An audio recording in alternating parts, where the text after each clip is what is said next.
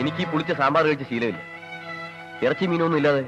അയ്യോ, ഇതൊരു നമ്പൂരി ഇല്ലാണ്. ഇവിടെ ഞാൻ കഴിഞ്ഞ ജയിലിനേക്കാൾ വലിയ തടവറയാണ്.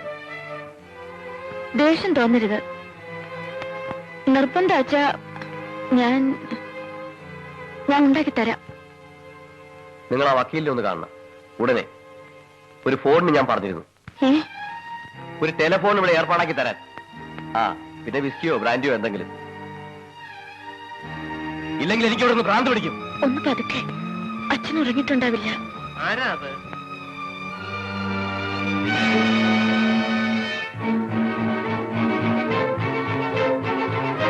ആരാ ഇട്ടത്തേക്ക് മാറിയത്?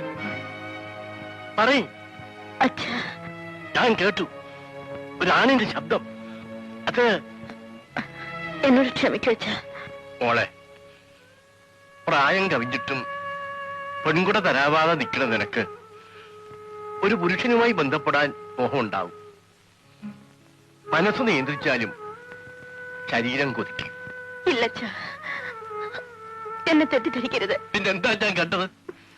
ദിവസവും നേദിക്കുന്ന ശീലത്തിന്റെ മുമ്പിൽ വെച്ച് മരിച്ചുപോയ ആത്മാക്കൾ പൊറുക്കില്ല. ഞാനും. ഹരിത്, എന്നെ ശപിക്കരുത്. ഞാനെല്ലാം പറയാച്ച.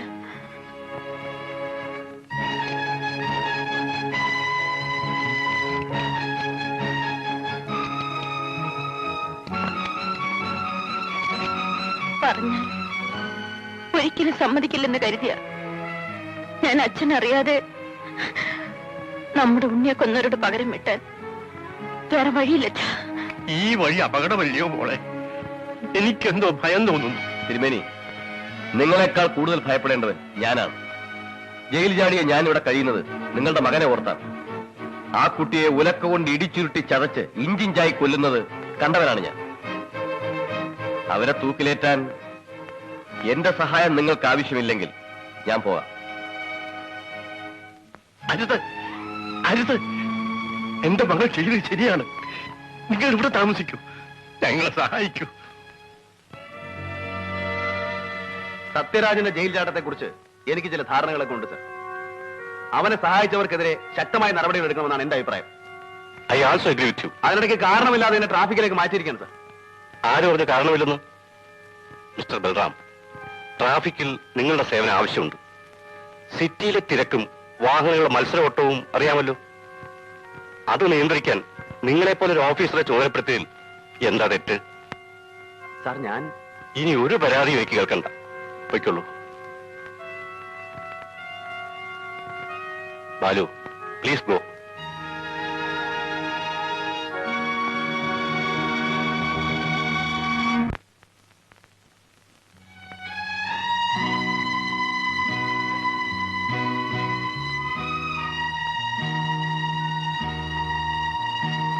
നമ്മൾ പോണില്ലേ?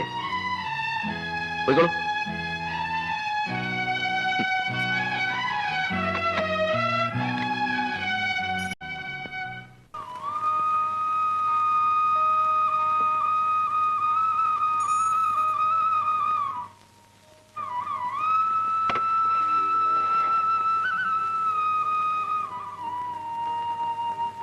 നമ്പൂരി, നമ്പൂരി, എഴുന്നേറ്റേ. എന്തിനോടാണ് നടക്കുന്നത്? വെപ്പും തേനൊക്കെ അവിടെയല്ലേ? കടപ്പ് അവിടെ തന്നെ മതി. ആ അസുരന്റെ കൂടെ ആവായിരുന്നു. ഇന്നലെ രാത്രി വേറെ ആളും ഒന്നും അവിടെ കൂടെ കിടക്കാൻ. ഇതാ വരുന്നു ഇയാൾ തന്നെ. ഇറങ്ങി പോകുകേ.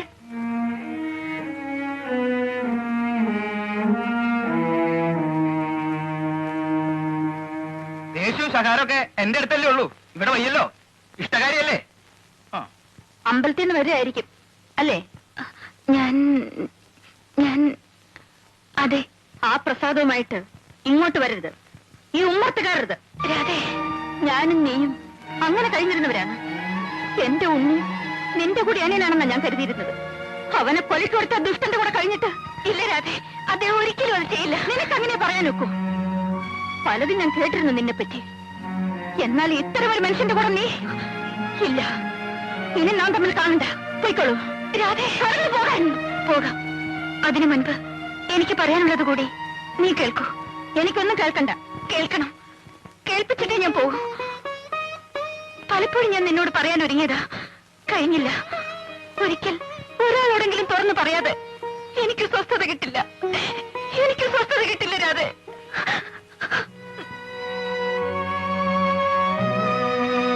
നിനക്ക് ഓർമ്മയില്ലേ, തിരുമേനിക്ക് പാലക്കാട്ടേക്ക് മാറ്റമായപ്പോൾ നിങ്ങൾ എല്ലാവരും പോയി. പിന്നെ ഞാനിവിടെ ഒറ്റയ്ക്കായി.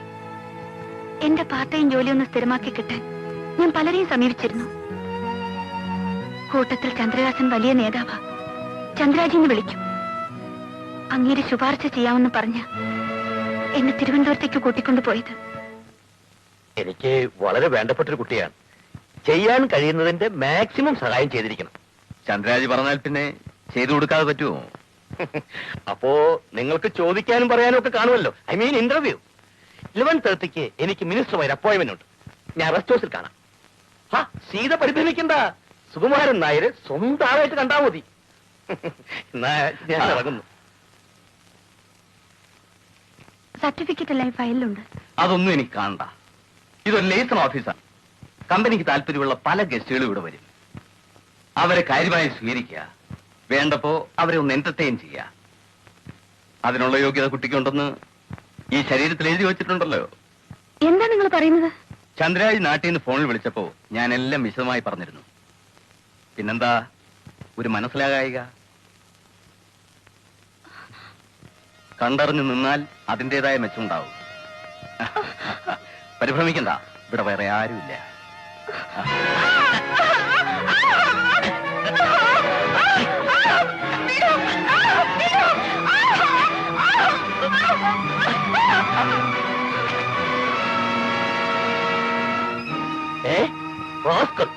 അത്രയ്ക്കായോ? അവനെ വെറുതെ വിടില്ല. ആ തെമ്മാടി പോലീസിൽ ഏൽപ്പിക്കണം സാർ. കറക്റ്റ്. സീത നിൽക്ക്, ഞാൻ പോലീസ് ഐ ജി വിളിക്കട്ടെ.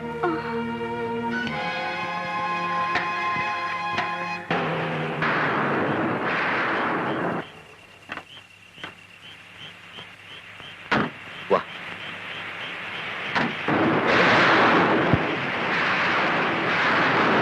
എന്തിനാ നമ്മൾ ഇവിടേക്ക്? ഐ ജി കണ്ടേ?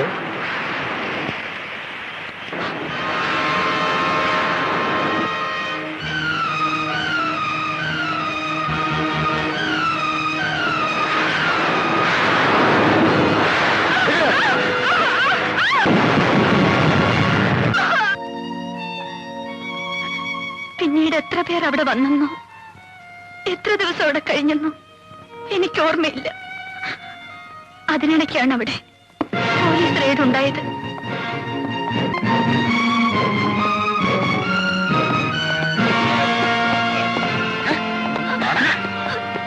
എന്നെ അവരെ കൂട്ടത്തിൽ കൊണ്ടുപോകരുത് സാർ. ഞാൻ ഒരു കുറ്റം ചെയ്തവളല്ല. ഓ പിന്നെ നീ മാത്രം ഒരു ശീലാവതി ആർജൻ. സാർ, എന്നെ അവർ ചതിച്ചതാണ്. ഒരു ജോലി തേടി പുറപ്പെട്ട ഞാൻ ഇവിടെയാണ് എത്തിയതെന്ന് അറിഞ്ഞാൽ എന്റെ വീട്ടുകാർ സഹിക്കില്ല. ഞാനും നശിച്ചു. ഇനി അവരെ കൂടി കൂട്ട ആത്മഹത്യക്ക്. എന്നെ രക്ഷിക്കണം സാർ, എന്നെ രക്ഷിക്കണം.